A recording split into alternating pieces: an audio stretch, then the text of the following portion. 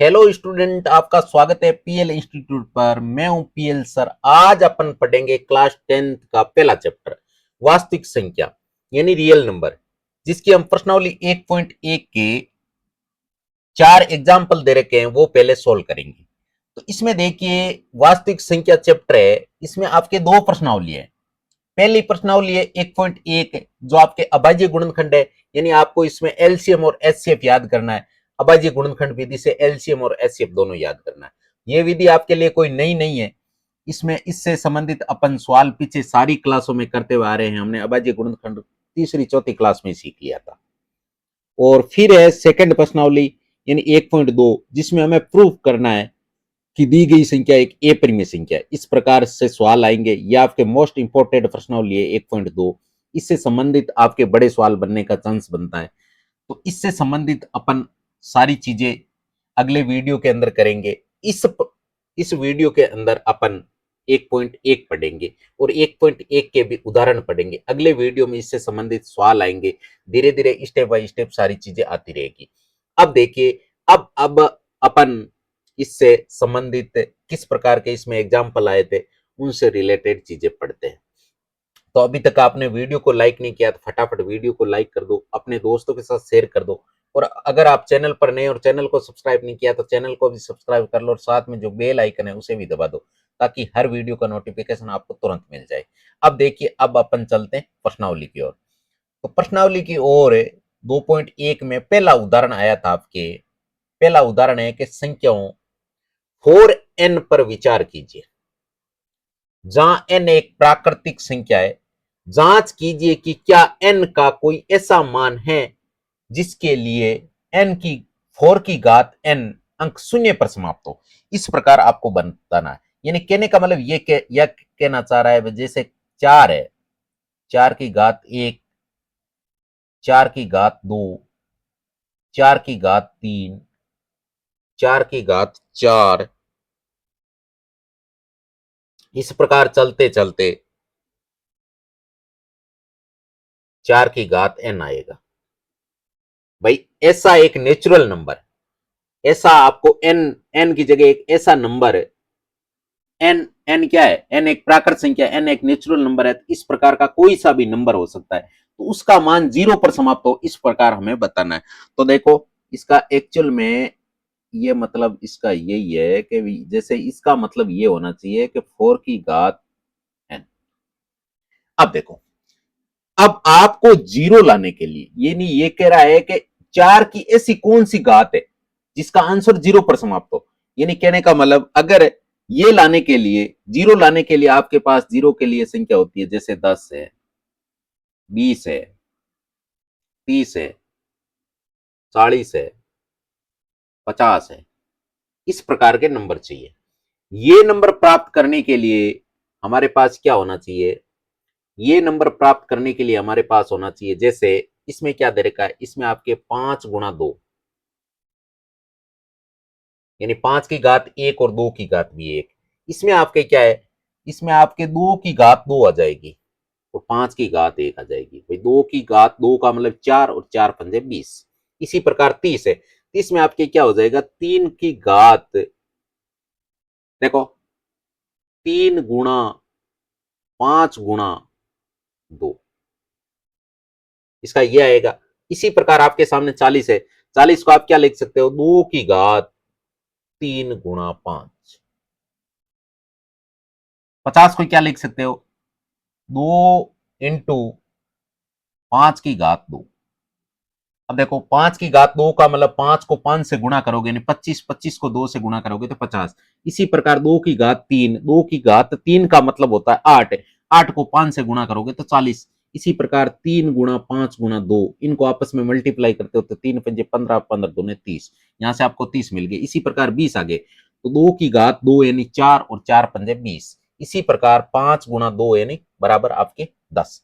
तो इस पैटर्न से अब इससे हमें क्या मालूम चला कि इसके लिए हमारे सामने उसका जब अभाज्य गुणनखंड करते, उसके टुकड़े करते, किनके, ये बात किसकी चली है, ये आंसर हमें प्राप्त करने के लिए, जैसे मान लीजिए 0 पर समाप्त होने वाले नंबर कौन से, 10, 20, 30, 40, 50, 60, 70, 80, 90, इस प्रकार के नंबर आ रहे हैं। इनमें देखो आप एक चीज कॉमन देखो, देखो 5 की घात 1 और 2 की घात 1, यहां पर 2 की घात 2 आ गई, 5 की घात 1 आई, लेकिन यहां 5 की घात 1 है, 5 की घात 2 है, 2 की घात 3 है, 5 की घात 1 है, और 2 की घात 1, 5 की घात 2, यानी आपको मिनिमम, यानी कम से कम 5 की घात 1 और 2 की घात 1 तो मिला ही मिला है। इससे एक्स्ट्रा आपकी संख्या चल सकती है, लेकिन कम से कम ये नंबर होने अनिवार्य है, ये नंबर आपके होने अनिवार्य है ये प्राप्त करने के लिए। तो देखो यहां से आपके इसमें 3 एक्स्ट्रा गया, कोई बात नहीं, चल सकता है, लेकिन 5 और 2 होना अनिवार्य है। जैसे आप 10 प्राप्त करते हो ना, 10, 20, 30, 40, 50, इसको प्राप्त करने के लिए जैसे 1 गुणा 10, ये हो गया आपके 2 गुणा 10, ये हो गया आपके 3 गुणा 10, यह आपके लिए हो गया 4 गुणे 10, ये हो गया आपके 5 गुणे 10। अब इसका मतलब यही है भाई, 1, 2, 3, 4, 5 ये तो नंबर चेंज हो रहे हैं, लेकिन लास्ट में देखो 10 आ रहा है, और 10 का मतलब क्या होता है भाई, 1 गुणा 10 को क्या लिखेंगे अपन, 2 गुणा 5, 2 गुणा 5। तो इसी प्रकार सारे नंबरों में ये पैटर्न फॉलो कर रहा है। इसका मतलब कम से कम मिनिमम आपके 10 प्राप्त करने के लिए, शून्य वाला नंबर प्राप्त करने के लिए 2 की घात 1 और 5 की घात 1 अनिवार्य रूप से होना चाहिए। इससे हमने ये सीखा है। तो इसका मतलब यही होता है। और ये अब देखो इसमें आपके प्रूव करोगे तो इसमें ऐसा संभव नहीं है, इसमें ऐसा संभव नहीं होगा। कैसे नहीं होगा, अभी इसका अपन प्रूव करते हैं। क्या प्रूव करते हैं, अगली स्लाइड में देखते हैं अपन। तो अगली स्लाइड में देखते हैं, तो इसमें ऐसा संभव नहीं है। क्यों नहीं है, क्योंकि देखिए यहां पर n एक नेचुरल नंबर है। अब 4 की घात 1 का मतलब क्या होगा, 4 आएगा, 4 की घात 2 का मतलब 16, 4 की घात 3 का मतलब 64, इसी प्रकार 4 का मतलब होता है 64 चौकू 256, इस प्रकार नंबर आ रहे हैं। अब देखो इसमें कोई 0 पर समाप्त होने वाला नंबर है क्या, क्यों, क्योंकि जब 4 का आप टुकड़ा करोगे, तो 4 का टुकड़ा करोगे तो क्या आएगा, 2 की घात 2 तो आ रही है भाई, 4 प्राप्त करने के लिए 2 की घात 2 है, लेकिन 5 की घात नहीं आ रहा है, इसका मतलब ये नहीं होगा। अब देखो इसको सिस्टमेटिक तरीके से अपन सॉल्यूशन कैसे लिखेंगे, ये तो आपको एक बेसिक समझाइए, इसका बेसिक आइडिया दिया। अगर आपको एग्जाम के अंदर ये सवाल आपके सामने आता है, तो आपको इसका सॉल्यूशन कैसे लिखना है वो अपन अगली स्लाइड में देखते हैं। अब आपको लिखना है कि यदि, आपको लिखना है क्या, यदि यदि किसी यदि किसी संख्या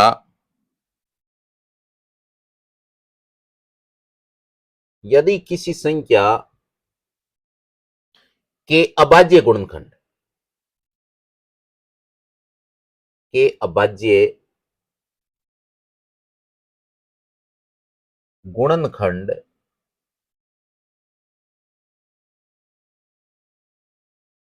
यदि किसी संख्या के अभाज्य गुणनखंडों यदि किसी संख्या के अभाज्य गुणनखंडों में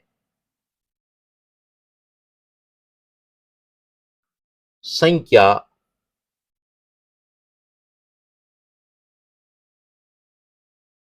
संख्या 2 तथा 5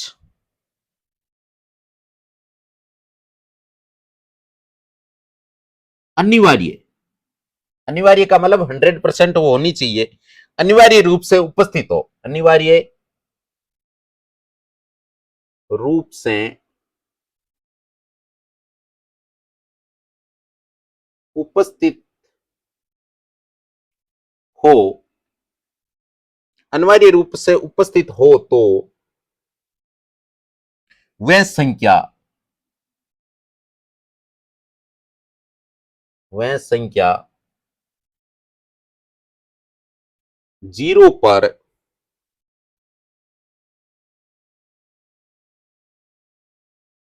समाप्त होती है, होती है। अगर आपके किसी संख्या का अभाज्य गुणनखंड करते हैं तो उसमें मतलब मिनिमम कहने का मतलब 2 की घात तथा 5 की घात, यानी 2 तथा 5 अनिवार्य रूप से उपस्थित है, जिसका अभाज्य गुणनखंड हमने किया। जैसे अभी अभाज्य गुणनखंड जैसे 4 की बात चलिए, अगर 4 का अभाज्य गुणनखंड करते हैं अपन तो देखो 2 बार भाग जाएगा, फिर 2 आएगा, फिर 2 बार जाएगा, 1 आएगा। इसमें देखो 5 अवेलेबल नहीं है, इस प्रकार ये नहीं होगा। अगर आपके सामने नंबर आ गया 10, तो 10 में देखो 2 का भाग जाएगा 5 बार और फिर 5 का जाएगा, तो देखो इसमें दोनों। इसी प्रकार अगर आपके सामने आ गया 50, तो 50 में 2 का भाग नहीं जाएगा, जाएगा कितनी बार, 25 बार, फिर जाएगा 5 का 5 बार और फिर 5 का। ये देखो ये ऐसे नंबर होंगे जो 0 पर समाप्त होंगे। लेकिन अभी अपने पास 4 आया था, तो 4 पे 2 का भाग तो जा रहा है, नहीं 2 की घात तो आ रही है, लेकिन क्या नहीं आ रही, 5 की घात। इसका मतलब ये गलत हो गया। अब देखो, अब वापस, यानी 4 की घात n बराबर, इसको क्या करेंगे, 2 गुणा 2 की घात n। इसी प्रकार लिख सकते हैं भाई, 4 को इसी प्रकार लिख सकते हैं, 4 को हम लिख सकते हैं 2 गुणा 2 की घात n बराबर 2 की घात n इंटू 2 की घात n। वैसे इसको एक्चुअल में बराबर आप क्या लिखोगे, 2 की घात n इंटू 2 की घात n। यहां पर 2 की घात तो 2 ही आएगी, इस 4 को जब तोड़ेंगे तो 2 इंटू 2 आएगा। लेकिन आपको अलग अलग हिसाब से अगर इसकी जगह नंबर और आ जाए तो आप इसकी जगह मान लीजिए इस फॉर्मेट में लिखोगे। यहां तो एक्चुअल में 2 की घात n ही आएगा। अब यहां पे लिखोगे 4 की घात n के अभाज्य गुणनखंड, के अभाज्य गुणनखंड में संख्या 5 उपस्थित नहीं है, 5 उपस्थित नहीं है, संख्या 5 है ना, वो उपस्थित नहीं है। अगर ये 5 उपस्थित नहीं है, अतः अतः 4 की घात n किसी भी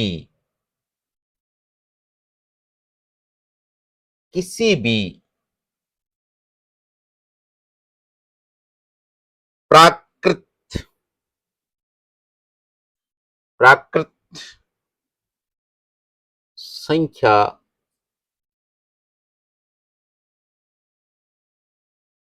n के लिए 0 पर समाप्त नहीं हो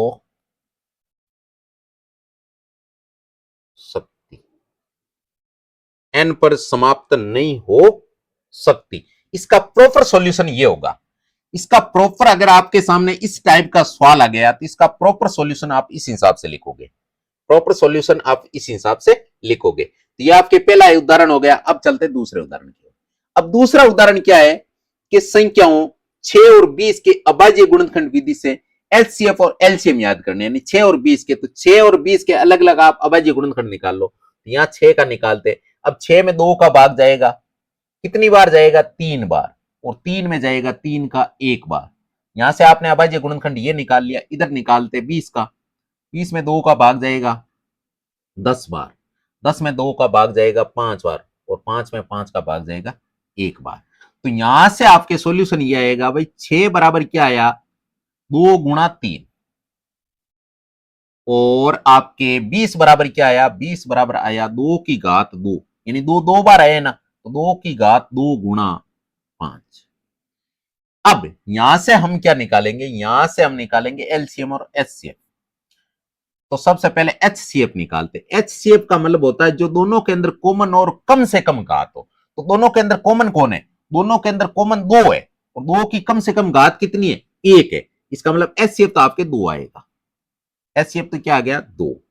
इस प्रकार अगर एलसीएम याद करेंगे तो एलसीएम क्या आएगा? एलसीएम आएगा आपके, एलसीएम का मतलब होता है ज्यादा से ज्यादा घात और दोनों के अंदर आए। इसका मतलब दोनों में आ रखा है तो 2, 3, 3 भी आ रखा है, दोनों में से किसी एक में आए वो लिखना है नंबर। तो 2 दोनों में आ रहा है लेकिन 3 इसमें आ गया, और क्या आ गया? 5। अब घात ज्यादा से ज्यादा, तो 2 की घात ज्यादा से ज्यादा कितनी है? 2 की घात ज्यादा से ज्यादा 2 है। यहां से आपको आंसर क्या मिल जाएगा? यहां से आपको आंसर मिलेगा 2 की घात 2 का मतलब होता है 4। 4 तिये 12 और 12 फणे 60। तो यहां से आपको एलसीएम क्या मिल गया? 60 और एचसीएफ कितना मिल गया? 2। ये इसका सॉल्यूशन हो गया।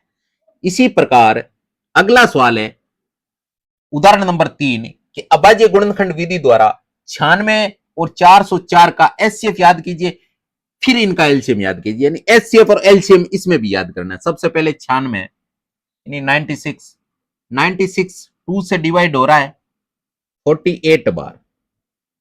48 को 2 से डिवाइड करेंगे तो 24 बार। फिर 2 से डिवाइड करेंगे 12 बार। फिर 2 से 6 बार।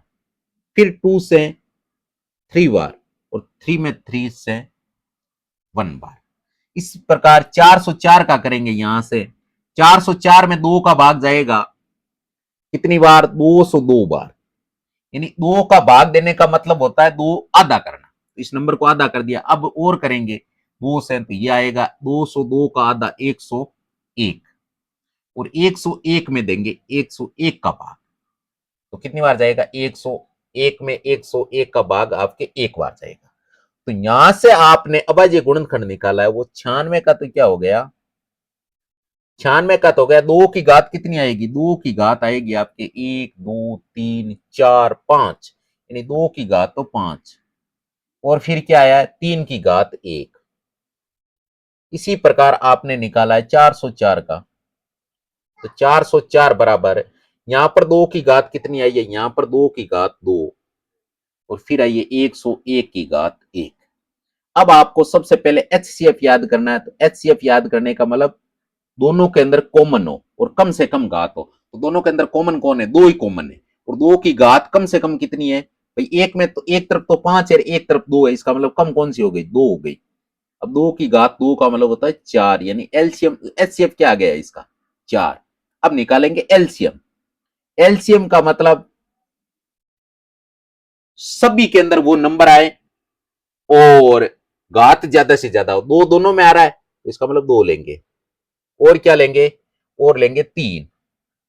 और क्या लेंगे? 101। अब घात लेंगे ज्यादा से ज्यादा, तो 2 की घात ज्यादा से ज्यादा कितना आ गया? 5। अब यहां से जब आप इसको सोल्व करोगे 2 की घात 5 का मतलब होता है 32, यानी 2 गुणा 2 गुणा 2, 5 बार लिखते हैं ना। ये देखो 2 दूनी 4, 4 दूनी 8, 8 दूनी 16, 16 दूनी 32। यहां से आपको 32 मिल गए। 32 गुणा 3 गुणा 101। तो यहां से आप इसको सोल्व करोगे तो 32 दिए कितने आ जाएंगे? 96, यानी 96। और 96 को 101 से गुणा करना। अब 96 को 1 से 1 गुणा करेंगे तो पहले करेंगे 100 से गुणा। अगर आप 100 से गुणा करोगे तो कितने आएंगे? 9600। फिर 1 से गुणा करेंगे 96 को, तो फिर 96 प्लस 96 कर दो तो क्या आ जाएगा? 9696। ये क्या आ गया? ये आपके एलसीएम आ गया। तो एलसीएम और एचसीएफ दोनों हमने याद कर लिए। इसी प्रकार इसका चौथा एग्जाम्पल है। चौथा एग्जाम्पल भी सेम पिछले सवाल की तरह ही है कि भाई 6, 72 और 120। भाई वहां पर 2 नंबर थे, यहां पर 3 नंबर आ गए। 3 नंबरों का भी आपको अभाज्य गुणनखंड विधि द्वारा एचसीएफ और एलसीएम याद करना। तो एचसीएफ याद करेंगे तो सबसे पहले 6 का अभाज्य गुणनखंड निकालेंगे। तो 6 में 2 का भाग जा रहा है कितनी बार? 3 बार और 3 में 3 का 1 बार। इसका अभाज्य गुणनखंड निकल गया। इसी प्रकार आप निकालोगे 72 का। तो 72 में 2 का भाग जा रहा है 36 बार। 36 में 2 का 18 बार। फिर 18 में 2 का 9 बार और 9 में 3 का 3 बार और 3 में 3 का 1 बार। इसी प्रकार निकालेंगे 120 का। अब 120 में 2 का भाग जा रहा है 60 बार, 60 में 2 का भाग, 30 बार, 30 में 2 का भाग, 15 बार, और 15 में आपके भाग किसका जा रहा है, 15 में जा रहा है 3 का, कितनी बार, 5 बार, और 5 में 5 का जाएगा 1 बार। अब यहां से आप इनके सारों के अभाज्य गुणनखंड लिखोगे तो 6 बराबर तो क्या लिख दोगे, 2 गुणा 3 आया है।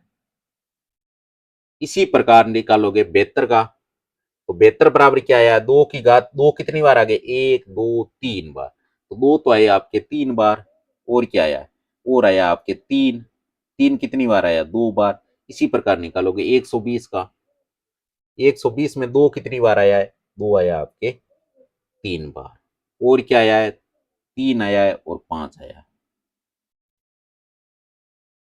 तो यहां से इसके आंसर निकालिए। अब आपको क्या करना है, यहां से आपको एचसीएफ निकालना है, और एचसीएफ का मतलब जो ये तीन आपने तीनों के अलग अलग अभाज्य गुणनखंड निकाले, इसमें से कॉमन क्या आ रहा है, तो इसमें देखो तीनों के अंदर एक तो देखो 2 तीनों में आ रहा है, और क्या आ रहा है, और आपके 3 आ रहा है, देखो 3 इसमें भी है, इसमें भी है, और इसमें भी है, इसका मतलब 3 भी होगा, और कम से कम घात, तो देखो 2 की घात कम से कम 1 है, और 3 की घात भी कम से कम 1 है, तो यहां से आंसर 6 आएगा।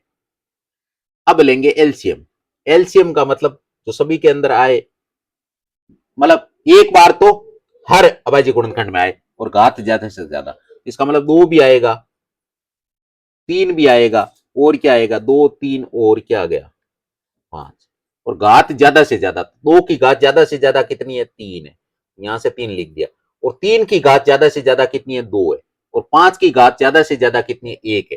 तो यहां से जब आप इसको सोल्व करोगे तो ये तो आपके 2 की घात 3 का मतलब कितना होता है, 8, और 3 की घात 2 का मतलब होता है 3 3 9 प्लस 5, तो 72, 72 को 5 से गुणा करते हैं तो 360 आता है, इसका मतलब इसका एलसीएम कितना आ गया, 360। एचसीएफ आया 6, एलसीएम आ गया आपके 360। हाँ, तो इसी के साथ आज की क्लास को अब यहीं एंड करेंगे। इसके 4 एग्जाम्पल कर लिए। इसी प्रकार का अगला वीडियो आपको देखना है, जिसमें आपको इस प्रश्नावली से संबंधित सारे क्वेश्चन आपको उस चैप्टर में मिलेंगे। All the best, take care, bye bye, Jai Hind, जय भारत।